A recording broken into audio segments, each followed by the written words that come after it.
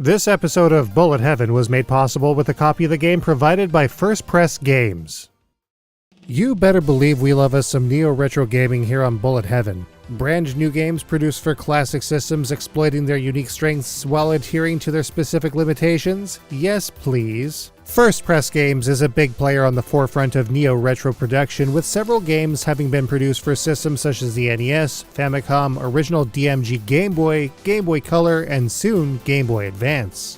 Games like Tobu Tobu Girl, Project Blue, and even a cool soundtrack on chip release for A Whole New World are doing excellent things in the neo-retro space. With great production values, a high degree of compatibility, and tons of that signature nostalgic retro charm. Amid these releases lies perhaps the best of all of them, an all-new fixed-screen run-and-gunner called Blazing Rangers. So in this episode of Bullet Heaven, we're taking a look at the 60-pin Famicom version Hono no Rangerman.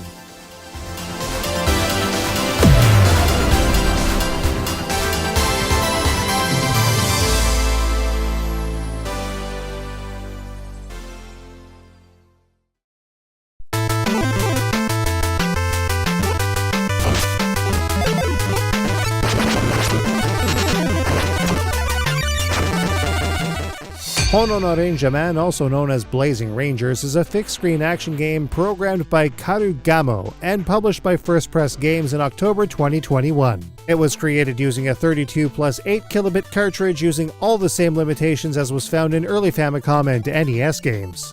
Though its genre isn't necessarily of a shooting type, especially with its light puzzle elements, it's just shooty enough to be counted as a run and gunner in our books. It also has all kinds of neat features, so let's take a closer look.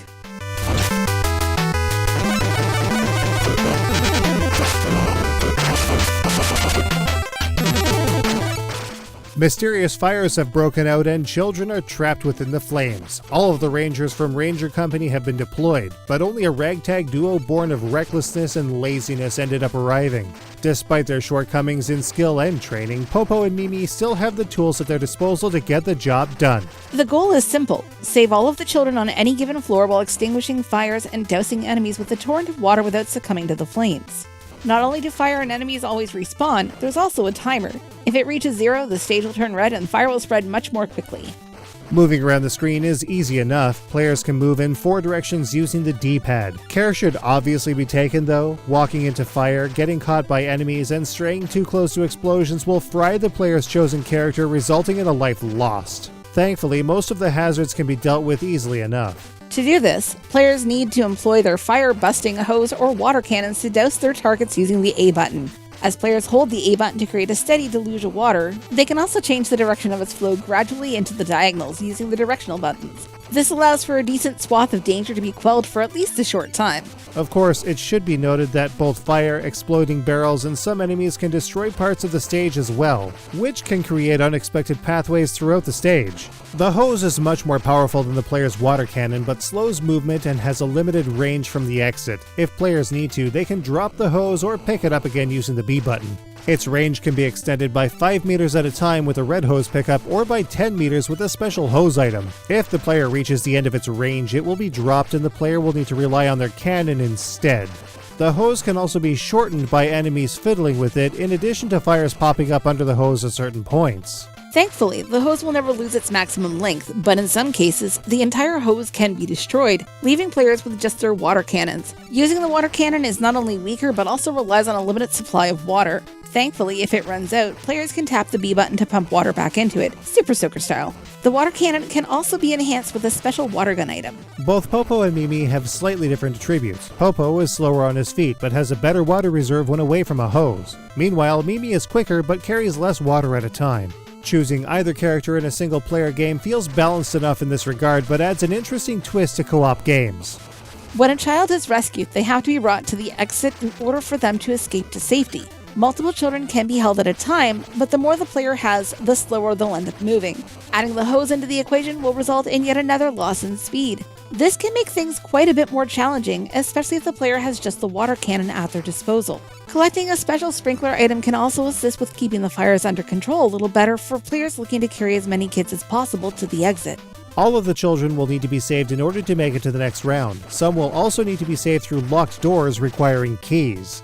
If the player is careless or takes too long, they can end up getting burnt black but still require saving.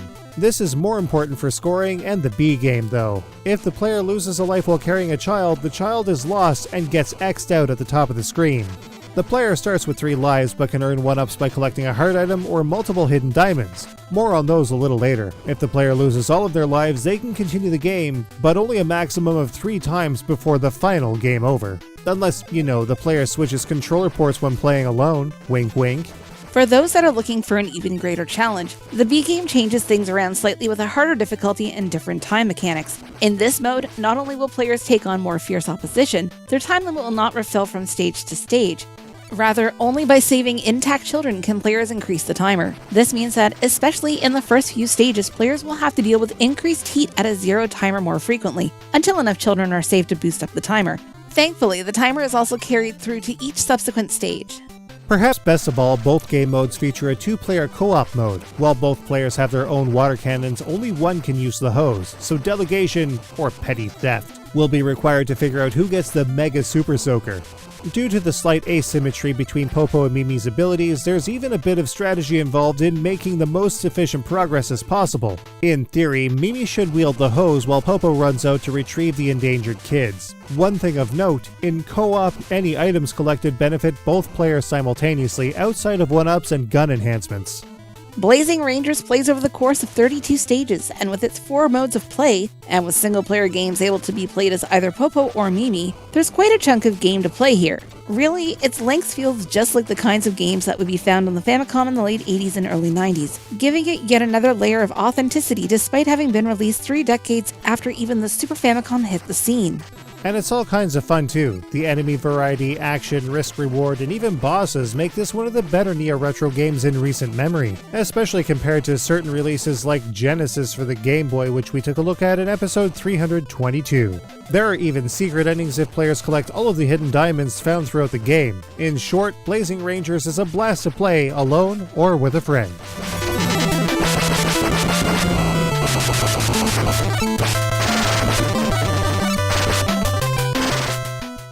Like any decent arcade-style Famicom or NES game, Blazing Rangers features a great scoring system packed with risk-reward. The highest scores are going to take guts, speed, and even a little luck, but with a bit of planning it shouldn't be especially hard. A large component to scoring in Blazing Rangers is rescuing children. The more the player has by the time they reach the exit, the better the score will be, as each subsequent rescue will be worth more and more points. This is where the bulk of the risk reward lies, as players can cash in huge amounts of bonus points, but will slow significantly as more rescuees are held at once. This can open up the player to be hit with hazards, enemies, their shots, or the fire itself creeping in and causing a loss of several evacuees. Not to mention waiting too long to rescue the kids in the building will leave them badly charred, resulting in no bonus. Then there are the diamonds. A small glimmer will flash at the beginning of stage 1 that will denote its position. If the player can wrap a loop of hose around that point, a diamond worth 4,000 points will appear and be instantly collected. However, many of these diamonds will not flash unless the player collects a special diamond finder item which, like any other item, appears randomly. Collect 4 diamonds and a 1-up will be awarded. There are also special cash item pickups that will award 8,000 points. All in all, the scoring system is solid for the kind of game Blazing Rangers is, and playing for a score can be pretty fun. As is typically the case, when the power is turned off, the high score will be wiped, so be sure to grab a snapshot if posting your exploits is important to you.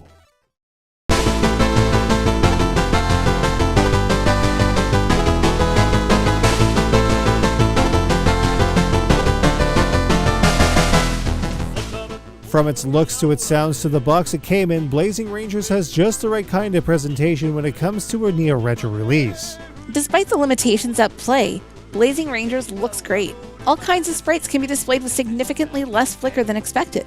There's even some neat parallax between each round, which was an unexpected surprise when first playing. The large character sprites are also pretty nifty, but the in-game sprites and stage elements also work really well. There isn't much that's especially hard to see, though if the kids are left in fire too long and get charred, they can sometimes be hard to find. Still, all in all, everything holds together rather well.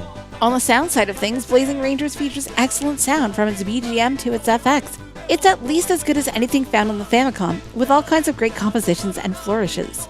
However, we felt that there was a distinct lack of music throughout the game. It's all excellent, but 4 or 5 more tracks could have gone a very long way. Perhaps the best aspect to Blazing Ranger's presentation is the amazing physical releases that First Press have put together for the game. A solid, well-molded cartridge with an embossed First Press, a clear label on the front and top with a mini control guide label on the back, plastic tray, full color pack manual, and even a registration card just like old Famicom games used to have are all included. There's even a little hole to add a charm strap for those that want to decorate their cartridges. The manual also features a brief manga and developer interview. This version is entirely in Japanese, but the North American and European style releases feature English instead. So, how does Blazing Ranger stack up? Let's take a look.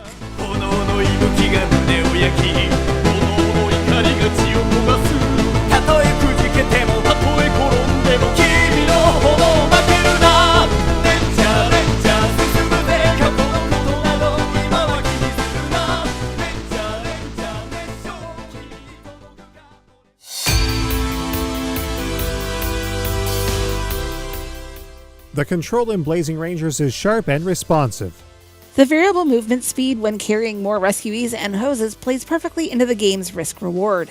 Multiple game modes offer different challenges to the player, all of which are well balanced. Two-player games can be tactical, lightly competitive, but most importantly, fun. 32 stages sounds like a lot, and to a point it is, but each area isn't especially long. Multiple endings and co-op play adds a good amount of replay value. All in all, the visuals in Blazing Rangers work very well.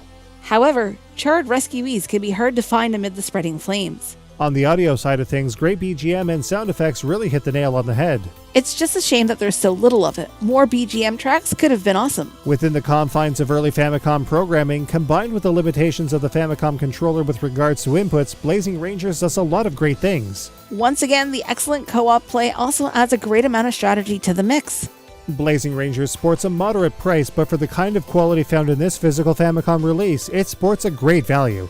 Larger special editions are also available, which cost more but feature a huge amount of extras. Blazing Rangers really hits the spot, and it shows that First Press Games knows what's up when it comes to producing and publishing all new games for game systems of various vintages. Whether playing alone or with a friend, Blazing Rangers comes highly recommended. You can get a copy of Blazing Rangers on First Press Games' website, links in the description below. Speaking of classic games, it's time to dive into yet another release in the Darius Pantheon. Darius Cosmic Revelation is coming up on the next episode of Bullet Heaven, as well as a cool extra release. We'll see you all in the next episode.